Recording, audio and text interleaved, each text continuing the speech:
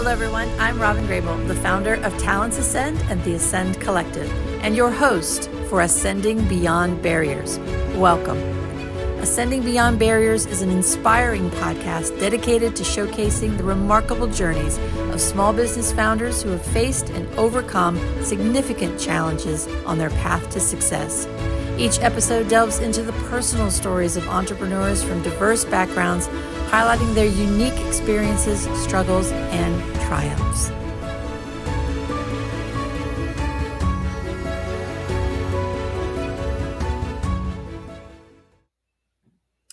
Today's guest is Broderick Neel-Feller, a Fairfax, Virginia native and graduate of the U.S. Naval Academy with a degree in quantitative economics. That's a mouthful.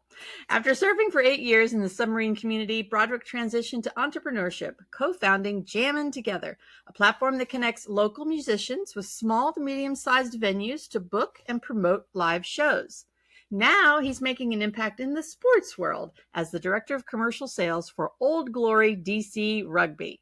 Welcome to the show, Broderick. Thank you so much for being here. When did we meet? I think it's been probably 6 years ago. I'd say about that because it was through the Launch Annapolis program. Yes, that's right. Yeah. Wow. I feel like was virtual because of COVID. So, or maybe just before, but about that 5 or 6 years ago time frame. So time flies. Well, really so does. Great to see you again. Thanks for being here. I'm looking forward to getting an update. Of course, I get your newsletters and stuff, but I just really look forward to talking to you. And I have to tell you a quick story. My oldest granddaughter is thinking about the Naval Academy, and she actually got a little brochure thing. I'm so proud of her. So I have to tell everybody about it. Got a brochure from the Naval Academy asking her to, think about and consider going there. So we'll see what happens. But anyway, what class would she be? Oh gosh.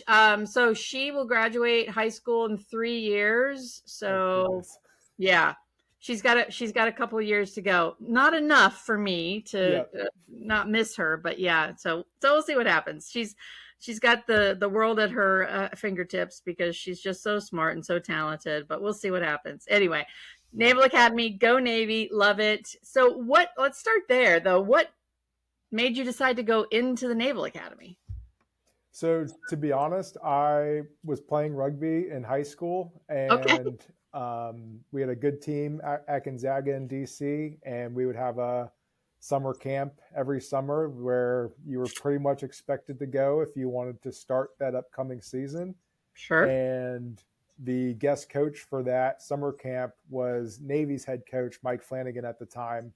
Wow. And he started talking to me and, hey, have you ever heard of the Naval Academy? Would you want to go there? I said, nope, never heard of it. Where is it? What is it? And so I went home that night and went on the Google machine and learned a little bit about it, as much as you can learn. And right. The more I talked to Coach Flanagan about it, when I went and visited, it just kind of seemed like one of those great opportunities that you couldn't pass up. And then fortunately enough, I got in, and I guess the rest is history.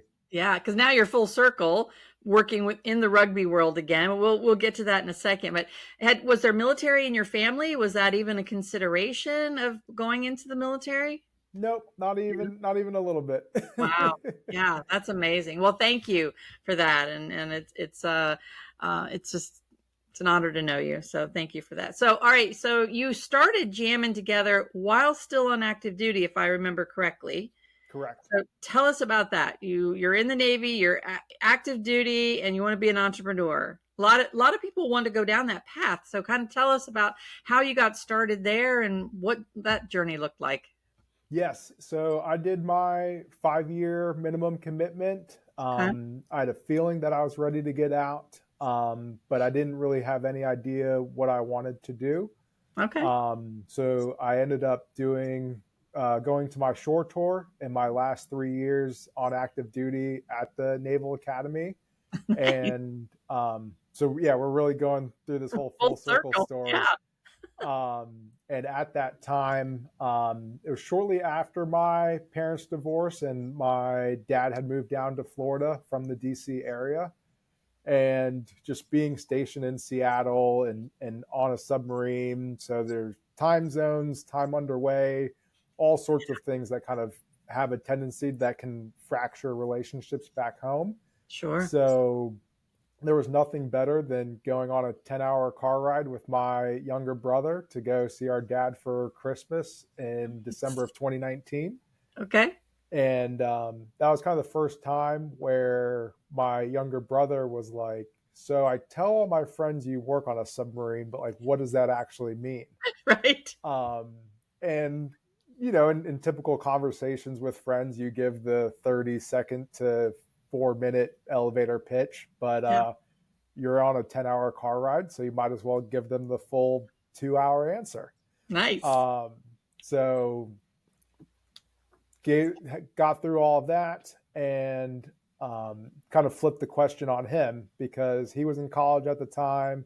He was in 3 or 4 different bands at the time. And Oh, wow. so was just like, hey, like, how's life as a musician? And he was pretty blunt and honest about how it Tough it is. sucked. It was hard Yeah. to market himself and all these different issues. And was just kind of like, there's got to be an app for that. Like, just stop being lazy. Like, he's like, I swear I'm not just lazy. Like, there's, it's so hard.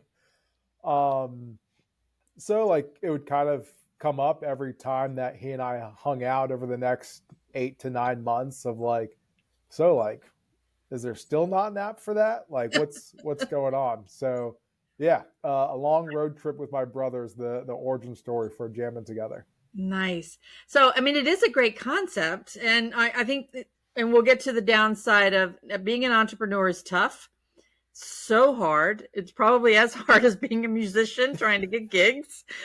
I know from my experience.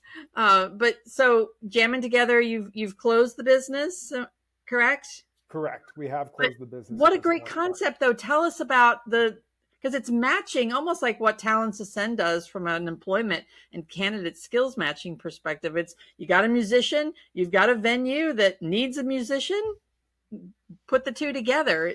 So tell us more about the concept of it. Exactly. And you hit the nail on the head. We wanted to get a list of musicians signed up on our website, as well as a list of venues signed up where Yeah, we could match them based on location, genre, budget, yeah, and just kind of style of music. And kind of as I alluded to, like, played rugby in high school. Like, I was always considered the athlete of my family. My brother was always considered the musician, so he was kind of the leading charge on everything that came to the music side. mm, And for me, like, there's a lot of you don't know what you don't know. right.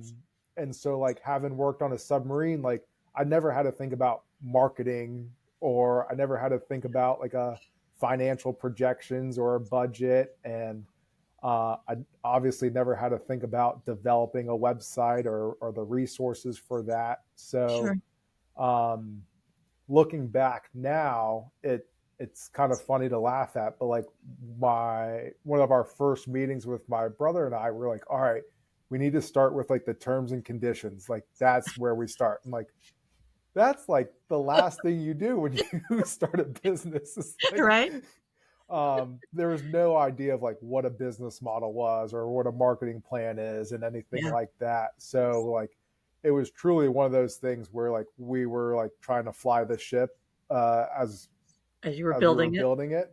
Yeah. Um, so it was a lot of just trial and error and everything. But I feel like for us, like, um, my brother had to step away just due to some personal things that were going on in his life. And then for me, like, I was doing it more to repair the relationship with my brother, Yeah. not that it was like my true passion. And Right. so when I started working 9 to 5 on the business and then going out at night, as much fun as it was, and I'm sure my wife appreciated the album release parties and these Sure. local music award parties and everything. But when you're working an 8-hour day plus working and trying to do sales until midnight each night, like, you just kind of get burnt out. And Yeah. so Yeah.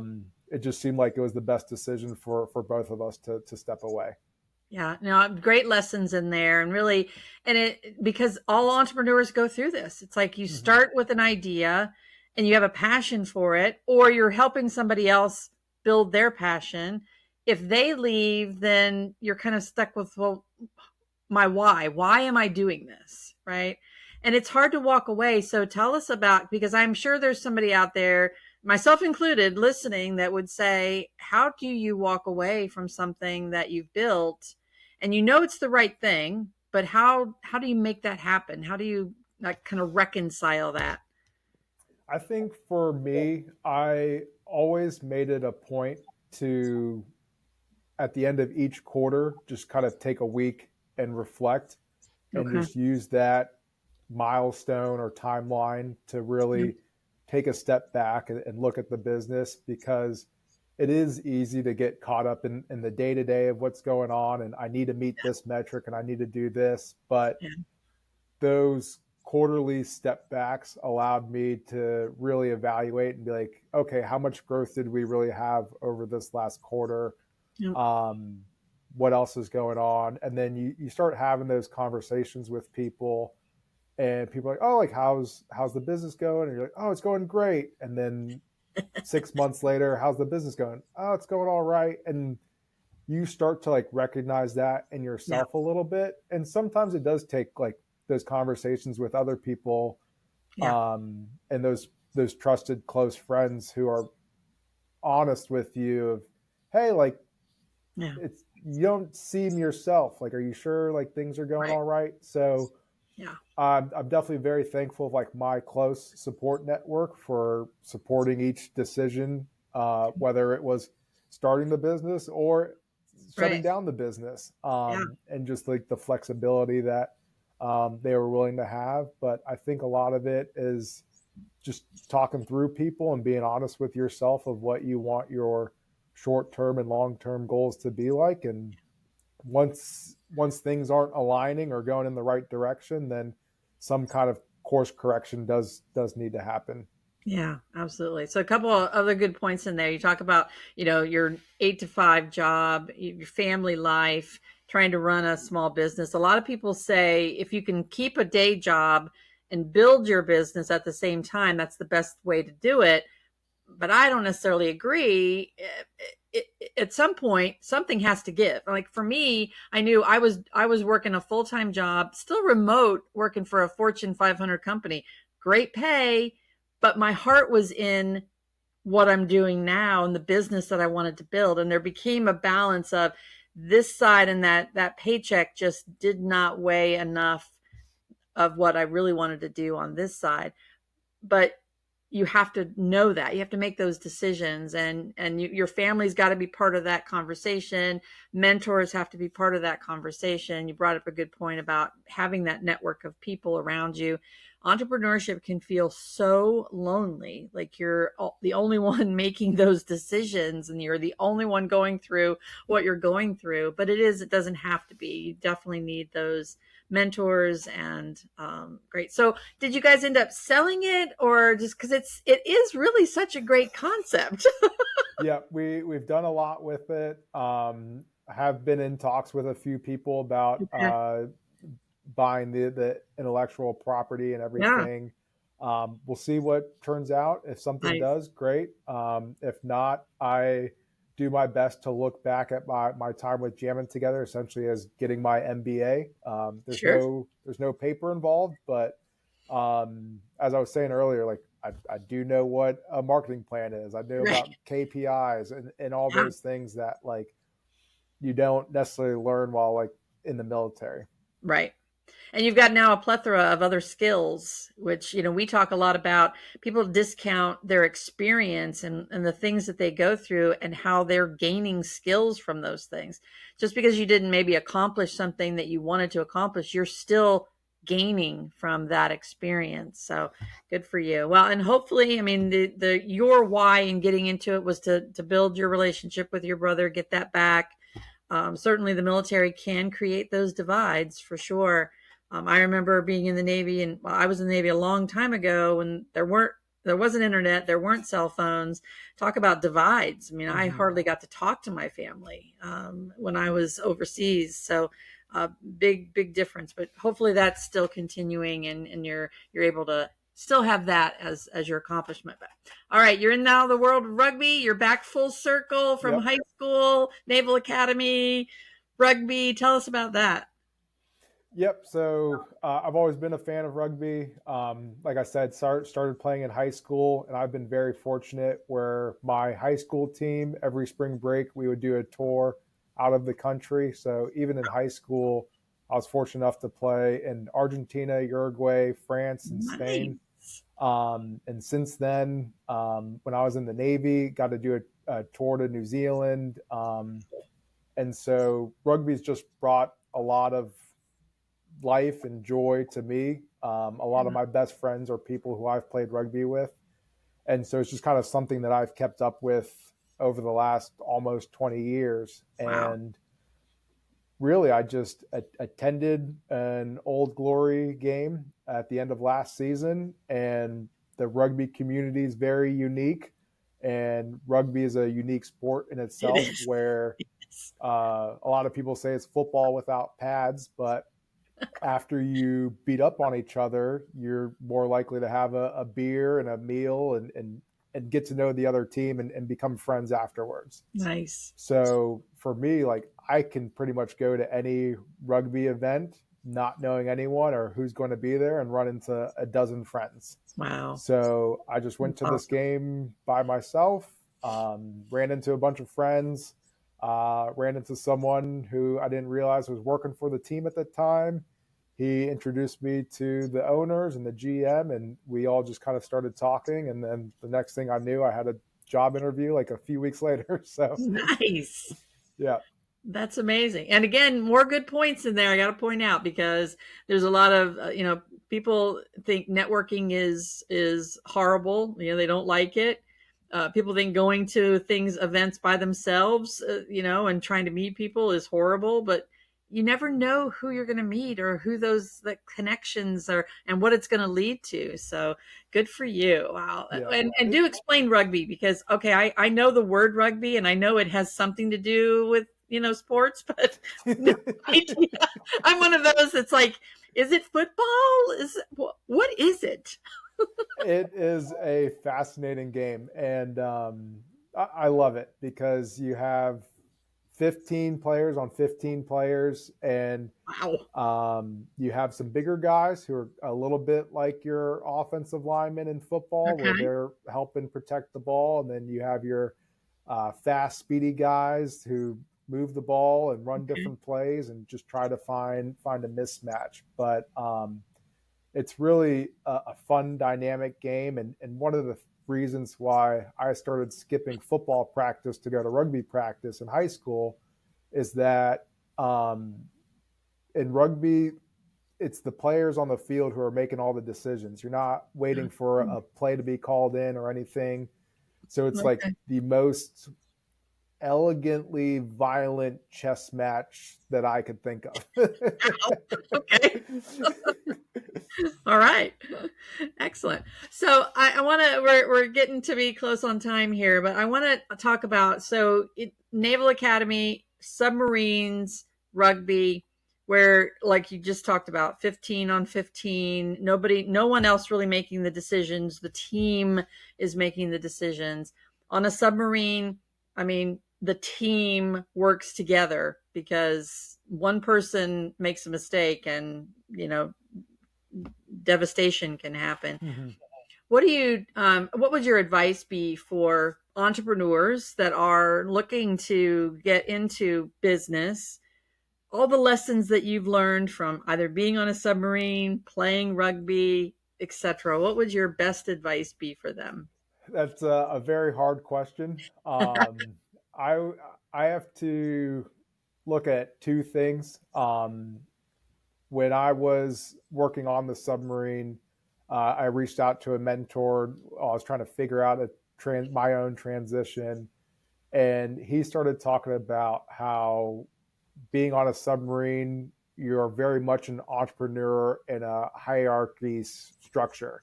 because you're Sure. still in the military, so you still have the chain of command.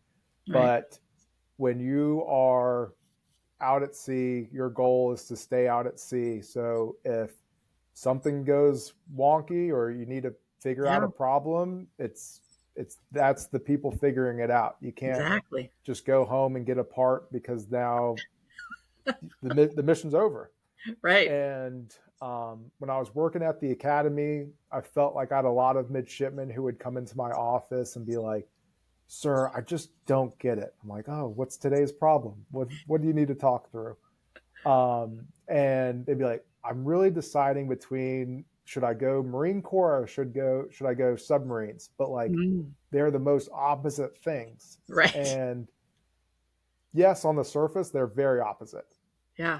One's all about physicality and storming the beach and everything, and then the other one you look at technical expertise and everything that goes involved with operating a nuclear reactor. But at the same time, you talk about people who are proud of being at the elite, operating at an elite level, and Yeah. like a small tight knit unit that like takes care of each other.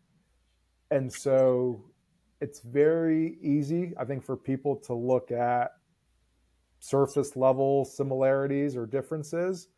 But I think what's most important is like what is that inner core and what are those values Yeah. and what are those lessons learned that you can take from whatever situation you're in, and how can you apply those to business and really just take it one step one day at a time.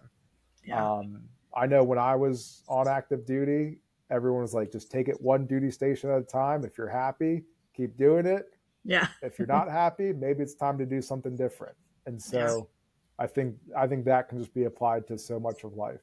Yeah, for sure. No, you're absolutely right. I mean, entrepreneurship is about being able to think quick on your feet, being able to pivot, being able to know what the problems are, how to solve them, and be able to solve them with limited resources, limited time.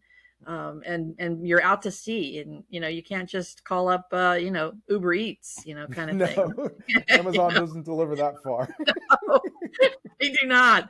Wow. There's a concept.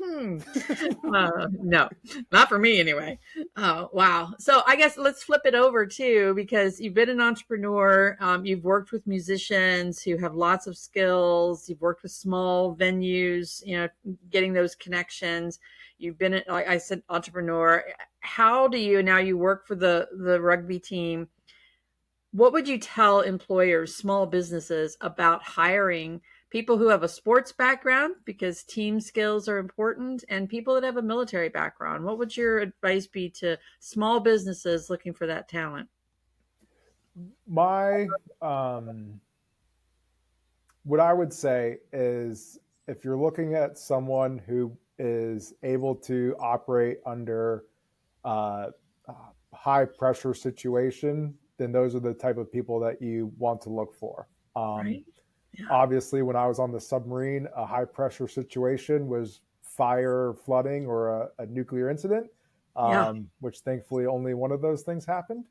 Um, but with concerts or sports, everyone puts a lot of pressure on themselves, whether if you're on stage or on the field and want to perform at a high level, or no matter what happens, like the show must go on. And Yeah. so if something happens 30 minutes before kickoff, well, guess what? You got to figure out a way to adapt and overcome that Yeah. to put on the best show and best experience for the fans. So Yeah. I think that's what working in sports or music or the military kind of forces you to do is how do you operate when the pressure is on.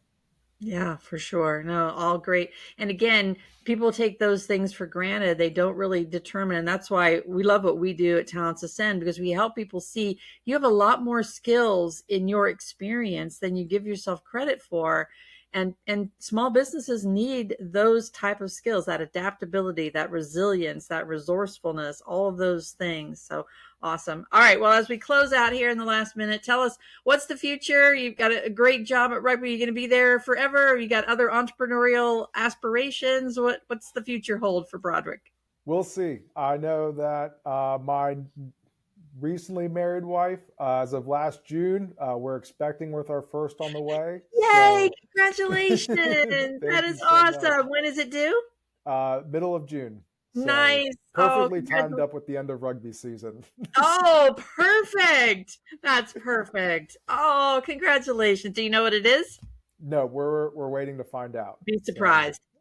That is one of the best surprises in the world. Oh, you just can't replace it. Oh, congratulations. That is thank you awesome. so much. So Wonderful.